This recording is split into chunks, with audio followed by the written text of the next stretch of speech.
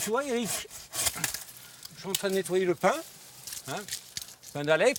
Là on est sur une super truffière naturelle où l'homme n'a jamais intervenu. Donc j'ai marqué en rubalise, avec des rubalises, les arbres à conserver et avec la peinture, les arbres à supprimer pour rouvrir le milieu, pour qu'on regagne de l'espace vital. Et on va aérer juste ce qu'il faut pour la valoriser, pour la mettre en production. Et c'est chose que faisaient les anciens avant quand il y avait tant de truffes. Pendant longtemps, les truffes étaient des parasites des cultures, dont les gaz désherbants gênaient les paysans qui les donnaient aux cochons. Aujourd'hui, les petits paysans ont disparu, les milieux se sont refermés et Philippe Bois propose une approche différente pour en retrouver. La sylviculture jardinatoire truffière. Oui. Alors tu vois pourquoi on appelle la truffe blanche celle-là? C'est parce qu'elle est blanche à l'intérieur et noire à l'extérieur. Oh.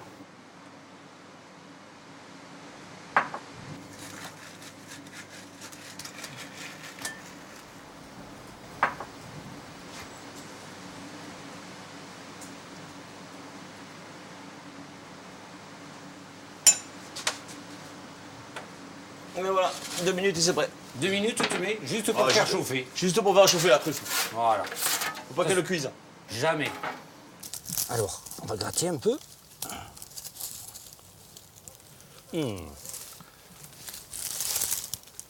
Ah oui, il y a l'odeur.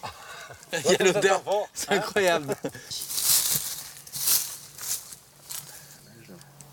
Ah ouais, elle est pas mal quand même, regarde. Tu vois, elle est à fleur de terre, celle-là. Alors les truffes d'été ont plus tendance à être à la surface. D'accord. Voilà. Le diamant de la terre. Là, il y a un chêne qui a été planté pour produire de la truffe. C'est ce qu'on appelle un chêne mycorhizé. Ça fait 30 ans que ça existe. C'est une recherche de l'INRA. L'ancien propriétaire a planté plus de 1000 arbres mycorhizés pour la truffe. Et en 10 ans, il n'a pas fait 10 kilos. Voilà. Donc, le problème, il est qu'est-ce qui s'est passé? Posons-nous la bonne question. Eh bien, la bonne question, c'est la fermeture du milieu et surtout l'interaction entre les plantes. Pour la truffe, moi, je m'occupe de l'espace. C'est-à-dire, la truffe qu'on a ramassée là, est-ce que c'est ce chêne? Est-ce que c'est ce chêne? Est-ce que c'est cette ronce? Est-ce que c'est cette fougère? Pour moi, c'est tout un écosystème qui font que le chêne va devenir truffier. Voilà. Voilà. Alors celui-là, il y a pas mal de bois mort, parce qu'il s'est taillé de lui-même. En fait, il est pauvre en feuillage, parce qu'il est riche en racines. Et c'est la truffe, elle a un côté parasite, et on voit cet aspect un peu bonsaï, un peu cagneux, ça c'est bon signe. C'est d'ailleurs lui qui porte la truffe.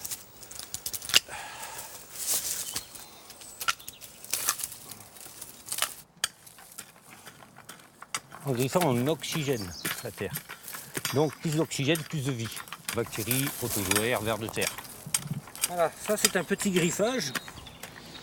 Et on l'ameublit aussi. Non pas avec un tracteur, mais de façon manuelle. On respecte les racines, on respecte les plantes qui sont sur le brûlé. Donc on respecte l'espace, le biotope. Et on économise 1 ou 2 arrosages. Un griffage, 2 arrosages, ça c'est la base de l'agriculture.